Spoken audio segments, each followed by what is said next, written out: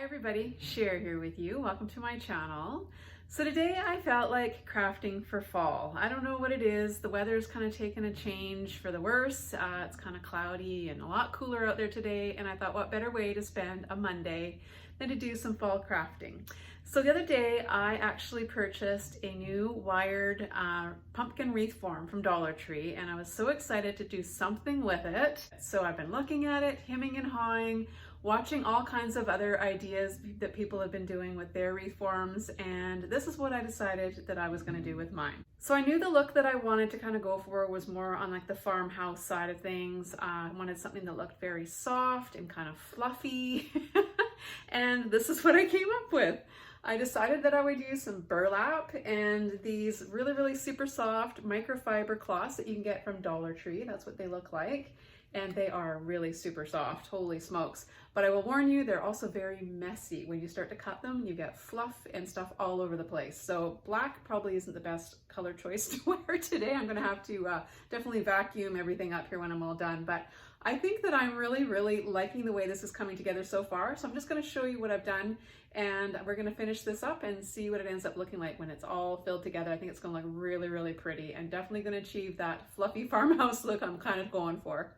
So I'm just going to show you the burlap that I'm actually using. I actually purchased this from Dollarama. It was only $3. There is 10 yards of burlap on this roll, and I have gotten 2 of these little sections done, and this is all I used on that first roll so far. So I'm thinking that I can probably maybe get away with under 2 rolls for sure, and so that's a pretty good deal. I know you can get this stuff at Hobby Lobby, Michael's, you know, there's a few different places you can find these kinds of things, Joann's, and I know that Dollar Tree does sell burlap, but they're pretty small rolls and you're going to need quite a bit. So I would suggest getting something on a bigger roll. You'll definitely be getting more bang for your buck. Now I'm also hoping to incorporate some raffia into this project. I think that will really add to the rusticness, which is obviously the look I'm kind of going for. And I will definitely be using my plaid ribbon for some kind of a bow here on the top. And because it's fall and I love sunflowers, I'm definitely going to be incorporating a sunflower or 2 in here too. So let me show you how I've done this part so far here, and it's actually really easy. If you can use a pair of scissors and tie knots, then you can definitely do this project. It's super easy, but like I did mention before, it's very messy.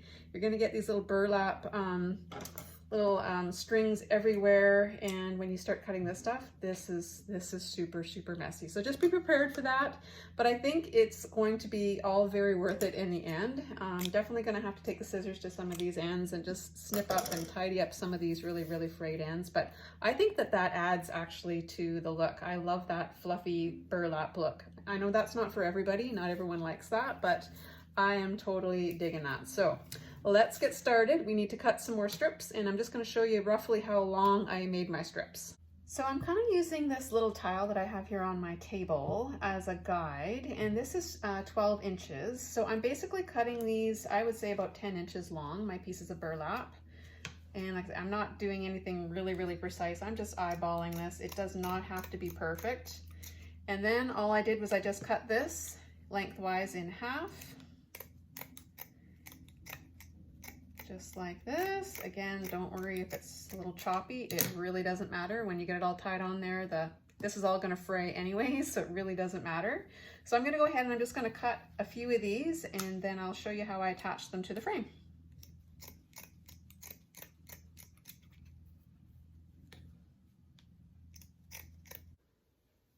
So I've got a nice big pile of burlap little strips here, all ready to be tied onto my frame. But before I do that, I'm just going to show you what I've done here so far. So on this side, I actually did the first 2 sections with the burlap, and then I did 1 section with the white. So that's my plan. I'm just going to duplicate that over on this side, and then my middle 2 sections are going to be with the burlap. So I'm only going to have 1 row of each of the white here on either side, but I think that's going to be just enough to kind of break up all the burlap. Now, to tie these on, all I did was I just took my strip and I kind of just doubled it over like this. And then I just literally tied this right onto the frame in a knot. It couldn't be any easier than that. Just get a good, nice, tight knot and then just push it right up to the top. And that is it. That's all you have to do. You just kind of keep going. It does take a little bit of time and a little bit of patience here.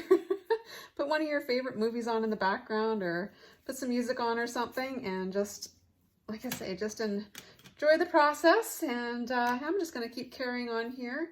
And yeah, we'll just see how this all ends up looking. I have high hopes. I hope that it's going to look the way I have it envisioned in my mind. So we'll soon find out here. So yeah, I'm just going to go ahead and just get these all on here as tight as I can pack them on. And you can play with these after. You can fluff them up a little bit, and then you can also have some going facing in, some facing out, so that you get this nice full look that I've achieved over on this side. So when I come back, I'll have these next two sections all finished, and then we'll start on with the white and I'll show you how I did that one.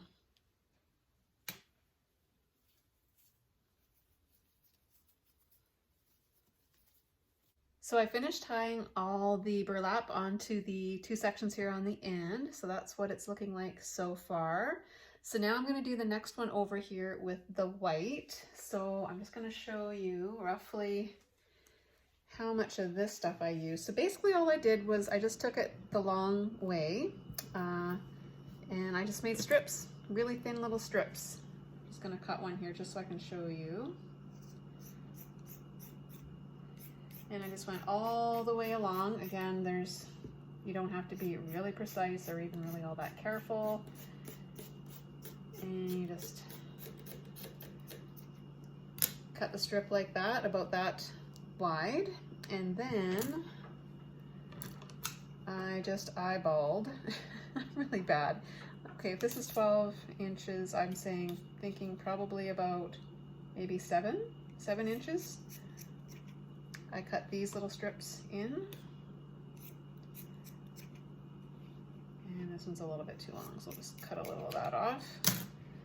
And then you just simply, again, take one of your little fabric pieces here and tie it in a knot. Oh my gosh, it couldn't be any easier, although I'm finding that my hands are getting very dry from working with this burlap. It's pretty rough stuff, and you want to be careful too. It gives off a lot of fibers. So be careful that you're not inhaling too much of the stuff. It probably wouldn't be a bad idea, actually, to wear a mask. And I mean, we all have those kicking around these days, don't we? Really no excuse not to wear one. Anyway, I'm going to go ahead and just get all these little white pieces of fabric here all tied onto this one section here. And when I come back, I'll show you what that looks like. And then all we have left is just this middle section right here. So here's what we're looking like so far. I've got all the white on here now, and I just have this one last section here that I'm gonna put my little burlap strips on. So I'm gonna go ahead and just start tying these on, and yeah, I'm getting excited. I'm actually really, really loving the way this is looking. I love it when a project actually ends up turning out just like you had envisioned it. That doesn't always happen. A lot of trial and error sometimes, but so far, so good. So I'll come back as soon as I got this middle section all completed, and then all that'll be left to do is just embellish with some ribbon and some raffia and make it all look pretty.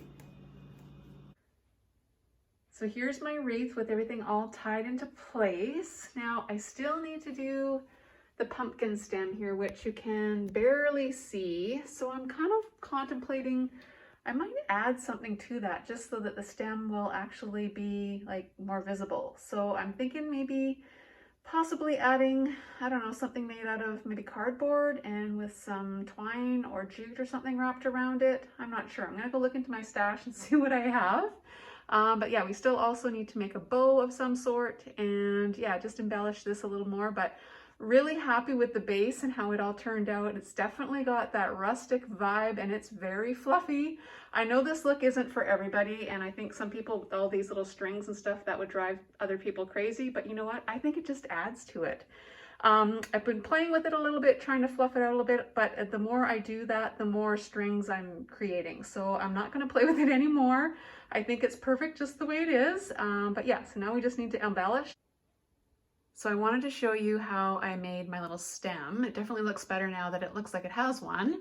And this was really, really easy to do. I just took some cardboard, kind of folded it a few times to get it about this thick, and I left it hollow in here so I could just plop it right on top. And I just wound some jute around this, and then I painted it brown, kind of a darker, so that it would kind of have a little bit more contrast than the regular color of the burlap. And like I said, it just fits right on top here. I can get this on with one hand, just like that. And there you have it. Now my pumpkin has a stem. So now it's time to make a bow, and these are the 3 ribbons that I've chosen to use for that. I think they're going to complement each other pretty well, and they also go really nicely with the raffia. And I'm really hoping to incorporate a sunflower or 2. This one's kind of big. I don't know if that's going to work or not, but we'll see what happens. And then I also found these in my stash. I'd kind of forgotten that I had these, and I think these are going to look really, really cool on it as well. This definitely is very farmhouse. I love these little pit berries. So let's get started. So I'm going to just start by cutting all of my ribbon, and I think I'm going to go with about, I'm going to measure these about 10 inches. So yeah, I'm going to make them all roughly 10 inches, and I'll just give them a little cut here. So there's one.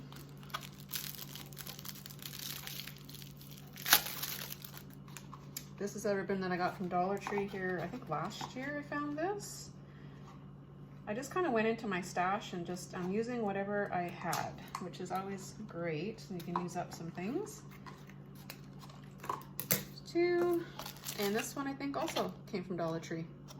So now I've got all 3 of my ribbons cut to the same length, and I'm just going to cut my ends here. It's easier to do this now. So all I did was I just folded my ribbon in half, and starting from the open edge here, I'm gonna do a little diagonal cut, just like that. And then when you open it up, you've got this pretty little, I don't know, notch cut into your ribbon. So I'm gonna go ahead and do that to all 3 of these, and then we can start assembling our little bow. I'm going to just sort of stack these pieces of ribbon on top of each other, and I'm just gonna offset them here a little bit, like so, and then we'll bunch them up in the middle. So I'm just using my chenille stem to tie these nice and snug in the middle.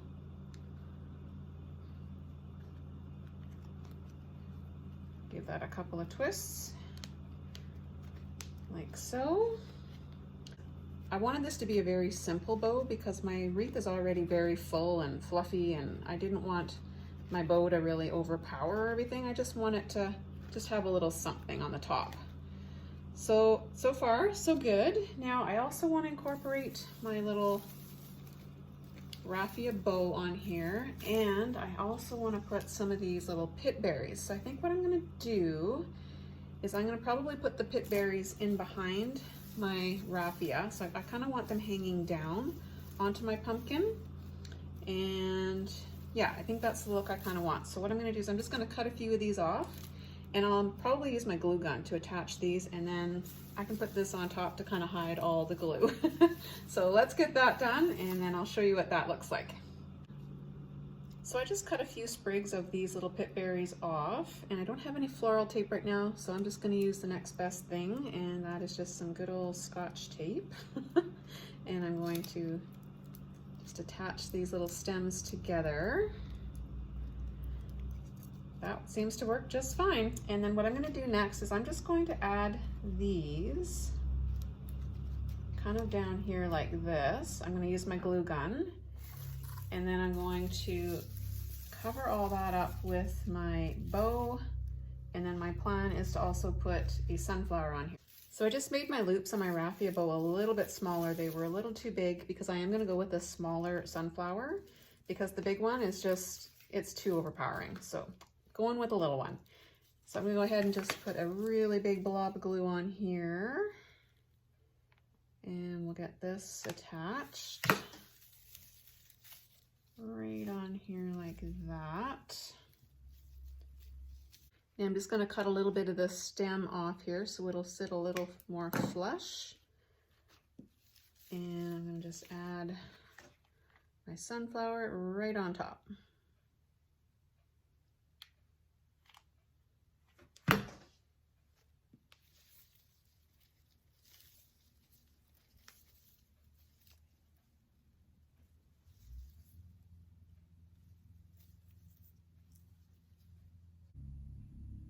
So here it is, all finished. I'm so excited with the way my pumpkin wreath turned out.